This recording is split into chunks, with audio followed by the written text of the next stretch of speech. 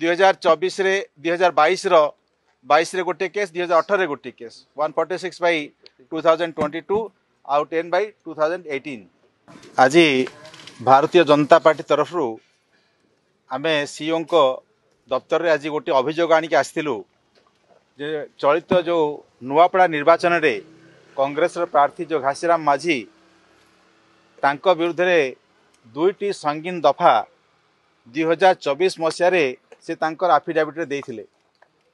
2024 रो सत्यपाठ एवं 2025 रे जो बाई इलेक्शन होची जो थरे कि से पुनर्बार प्रार्थी असंती सेथिरे जो आफिडेविट देछंती सेथिरे 2024 रो जो सत्यपाठ तार दुईटी केस बाबद रे तांकर कोनसी उल्लेख नाही।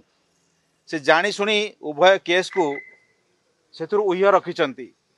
यह एक गहित अपराध एवं रिप्रेजेंटेशन ऑफ पीपुल्स एक्ट रे या भितर जो प्रोविजन्स अच्छी जो प्रावधान अच्छी सेथिरे यह संपूर्ण रूपे दंडनीय अपराध एवं यही अपराध रे निश्चित भाव से दोषी एवं आमे आज तांका पाखरे आज सीओ को आमे एक कथा दाबी रखिलु जे तांकर प्रार्थीपत्र को नाकच करा जाऊ एवं तांका विरुद्ध रे मकदमा मध्य दायर करा जाऊ तांका विरुद्ध रे केस करा जाऊ एवं यथोचित तांको न्याय व्यवस्था रे तांका विरुद्ध रे दंड विधान करा जाऊ।